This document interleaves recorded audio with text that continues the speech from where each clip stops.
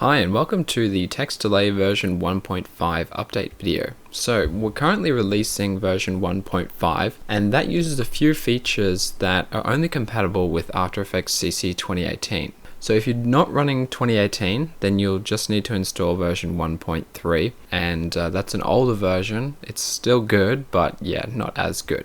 Another thing to note is that version 1.5 has been completely rewritten, so that is not backwards compatible with any other versions of TextDelay. However, TextDelay version 1.3 is. So with that out of the way, let's go through the new features of version 1.5. I've just got some text here and it's just moving out. So I'll apply TextDelay to that, version 1.5, and at the default settings, what happens is it's staggered per character, which is cool. And a new feature that we have is that it accepts parented transforms. This null object is just moving from left to right, and we can see that that's working with our previous animation. Another thing that's happening is that the plugin itself is drawing this text. So I'm just going to delete the null for a sec, and we can see that the text goes out of the frame. Previously, if we were to just apply, say, TextDelay 1.3, what would happen was if the text went out of the frame, as we can see here, now all the text is getting cut off. But that is no longer the case with version 1.5, so that's another fix. We've also improved motion blur, so you'll notice there's no motion blur tab anymore. That's because it's inbuilt. So we want it checked on both the layer and the comp.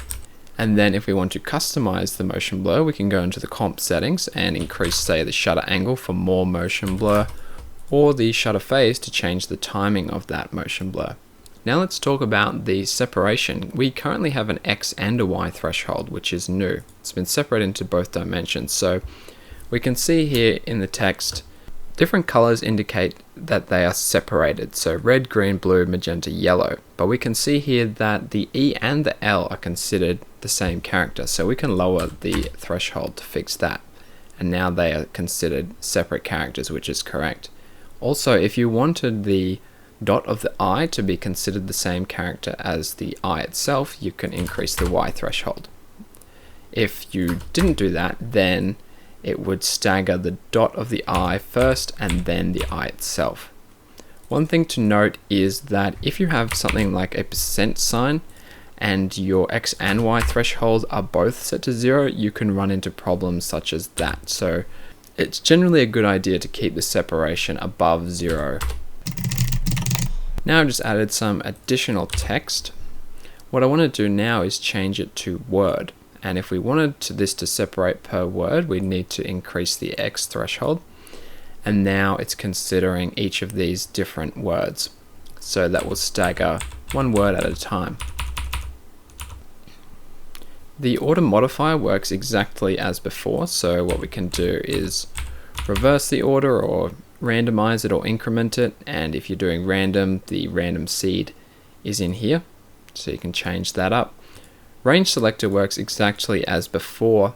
If we turn off the word guide, we can specify which parts of the text we actually want to apply stagger to. So, if we didn't want the start or the end to have stagger, just the middle, we can do that. And again, opacity works as before because we can't control the opacity via the layer itself or the layer won't exist. So what we need to do is simply keyframe the opacity, and I'll just apply an expression to that and remove the position. I've just changed it back to character and we can see the effect that that's having there. So if you wondered why opacity was not via the opacity of the layer, that's the reason. And we also have the text color here. You can have it inherit the color from the palette, or you could choose your own color there.